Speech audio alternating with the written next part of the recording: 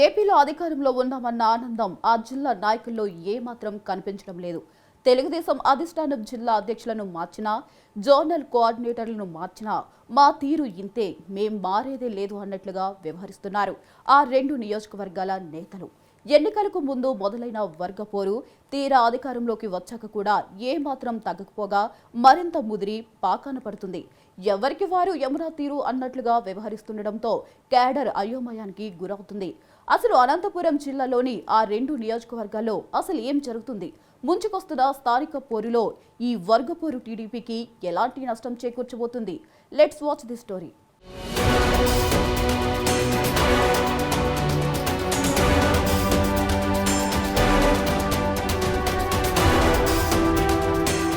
Telugu Desam party అధికారంలోకొచ్చి నెలలు గడుస్తున్న అనంతపురం జిల్లాలోని కొన్ని నియోజకవర్గాల్లో మాత్రం ఇంకా పార్టీ గాడిన పడ్డం లేదు. అధిష్టానం ఎంతలా సర్ది చెబుతున్నా నేతల మధ్య ఆధిపత్య పోరు ఏమాత్రం చల్లారడం లేదు. ఈ వర్గపోరు జాబితాలో ముందు వరుసలో నిలుస్తున్నాయి సింగనమల, అనంతపురం అర్బన్ నియోజకవర్గాలు. సింగనమల నియోజకవర్గంలో ఎప్పట్నుంచో రగులుతున్న అసమ్మతి జ్వాలలు ఏమాత్రం చల్లారడం లేదు. 2019 ఎన్నికల సమయంలో బండారు శ్రావణికి తొలిసారిగా పార్టీ టికెట్ ఇచ్చినప్పట్నుంచే ఇక్కడ అసలు గొడవలు మొదలయ్యాయి. అప్పట్నుంచి సీనియర్ నాయకులకు శ్రావణికి మధ్య గ్యాప్ రోజురోజుకు పెరుగుతూనే వస్తోంది. గత 2024 ఎన్నికల్లో బండారు శ్రావణి ఘన విజయం సాధించి ఎమ్మెల్యేగా అసెంబ్లీలో అడుగు పెట్టడాన్ని కూడా స్థానిక సీనియర్ నేతలు ఏమాత్రం జీర్ణించుకోలేకపోతున్నారు.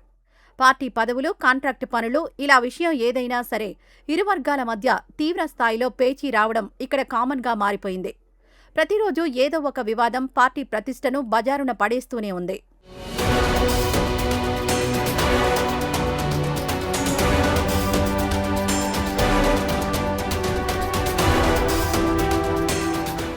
సింగనమలలోని పరిస్థితులే అనంతపురం అర్బన్ నియోజకవర్గంలోనూ అచ్చం అలానే కనిపిస్తున్నాయి.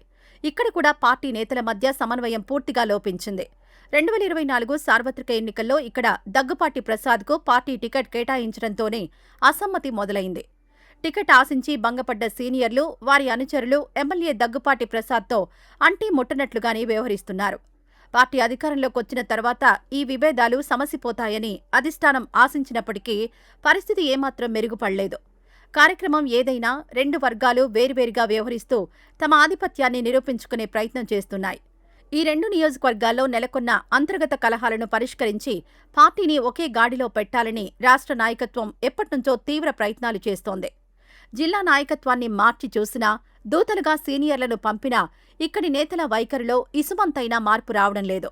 అంతర్గత కుమ్ములాటలు రోజురోజుకు శృతి మించుతూ ఉండడంతో అధిష్టానానికే ఇది పెద్ద తలనొప్పిగా పరిణమించింది.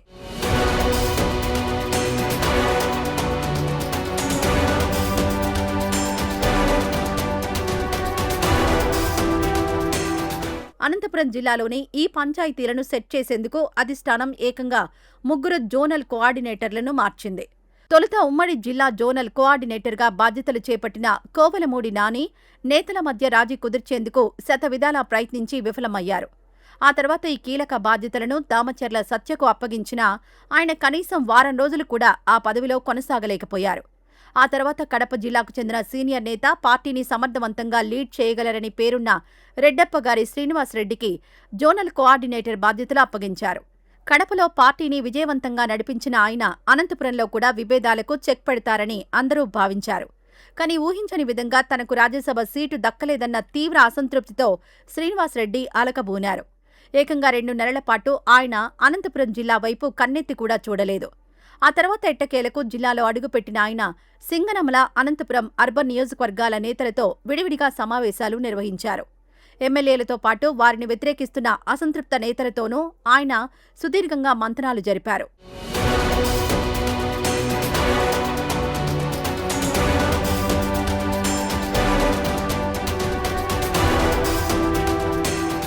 నాయకులంతా కలిసికట్టుగా పనిచేస్తేనే భవిష్యత్ ఉంటుందని, లేకపోతే అధిష్టానం ఆగ్రహానికి గురి కావాల్సి వస్తుందని జోనల్ కోఆర్డినేటర్ శ్రీనివాసరెడ్డి నేతలకు గట్టిగానే హితబోధ చేశారు. కానీ ఆయన చేసిన సూచనలు ఇరు నియోజకవర్గాల నాయకులకు ఏమాత్రం ఎక్కినట్లు కనిపించడం లేదు. ఎవరి దారి వారిదే, ఎవరి పంతం వారిదే అన్నట్లుగా నేతలు ప్రవర్తిస్తున్నారు.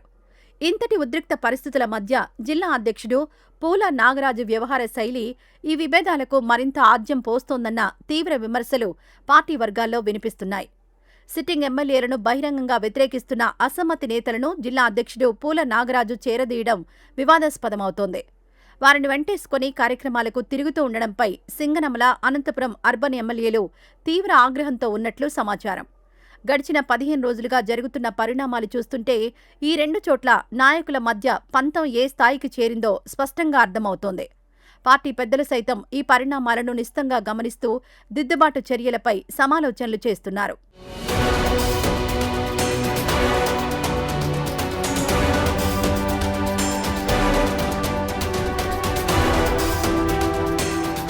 ఈ వర్గపోరు ఉన్నపళంగా ఈ స్థాయికి చేరడానికి ముంచుకొస్తున్న స్థానిక సంస్థల ఎన్నికలే ప్రధాన కారణమన్న విశ్లేషణలు రాజకీయ వర్గాల్లో బలంగా వినిపిస్తున్నాయి.